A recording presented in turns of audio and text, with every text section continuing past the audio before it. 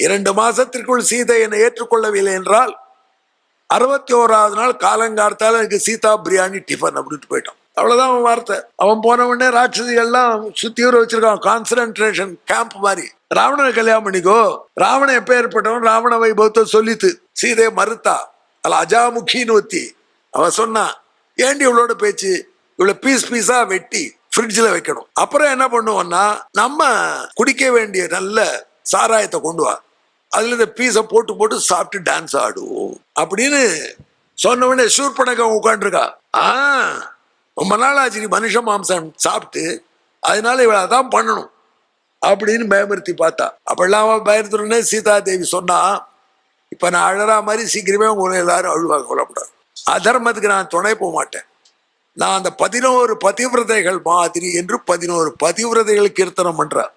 11 பதி லிஸ்ட் போடுற. பிராட்டி வாயால் தமயந்தி நைஷதம் யதா, தமயந்தி நளனுக்கோ, சத்யவான் சாவித்ரி போல, கபிலருக்கு ஸ்ரீமதி போல, சகரருக்கு கேசினி போல, வசிஷ்டருக்கு அருந்ததி போல என்று பதிவிரதைகளை கீர்த்தனம் பண்றான். இந்த பதிவிரதைகளை கீர்த்தனம் பண்ணினால நம்ம ஆபத்து போயிடுமா, அதுக்காக பிராட்டி அப்படி கீர்த்தனம் பண்றா, உடனே காண்பிக்கிறா.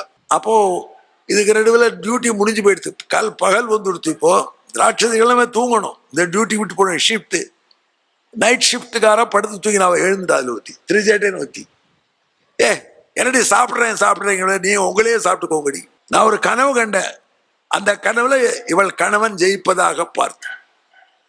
ராவணன் தலையில எண்ணெய் தடவிண்டு தெற்கு நோக்கி நிர்வாணமா போற மாதிரி கனவுல பார்த்தேன். அப்படி போனால் சீக்கிரம் காலி ஆயிடுவான்னு அர்த்தம். விபீஷன் ஒத்தந்தான் வெண்பட்டு கட்டின்னு சௌக்கியமா இருக்கான், மீதி எல்லாம் பாவம் அப்படியே தலையில எண்ணெயை தண்டு தெற்கு நோக்கி போய் சாணி கூடியில விழுற மாதிரி பார்த்தேன். கழுத மேல ஏறி போறாம பார்த்தேன். இவதான் வெள்ளை வெள்ளேன்னு உள்ள யானையில தன் கணவனோடு ஊர்வலம் போறா. அதுக்கு 4 தந்தம், சூரியனையும் சந்திரனையும் கையால பிடிக்கிறதா பார்த்தேன். 2 குழந்தை பிறக்க போறது இவளுக்கு, ராமனோட சேர்ந்த பிற்பாடு அப்படின்னு தெரிஞ்சடே. ராமனுடைய வைபவத்தை சொன்னா, சீதை விஜயத்தை சொன்னா. சில ராட்சிகள் பார்த்தது, இது திரிஜட்ட சைடு மாறுறது, போய் முதல்ல ராஜா கிட்ட போட்டு கொடுக்கணும். சிலது ஓடித்து, சிலது சொல்லித்து நம்ம ஷிஃப்ட் முடிஞ்சு போச்சு, நீ தூங்கிடி அப்புறம் பார்த்துக்கலாம் அப்படி. அப்போ சீதை சொல்றா மந்தோதி, எல்லாரும் வாங்குவோம், சீதையை சரணாகதி அடைவோம், நாளை சீதை ஜெயிச்சா பழி வாங்கினா எங்க போவேள் அப்படின்னா. ஆஞ்சநேய மேல இருந்து பாக்குறார், சுவாமியா ஆச்சரியம். சீதை சொன்னா, எங்க கணவர் ஜெயிப்பாரு சொல்லி தெரிஞ்சது, அது மட்டும் நடந்தா நாங்க உங்க எல்லாருக்கும் அபயம் தரேன், நான் பழி வாங்க மாட்டேன்.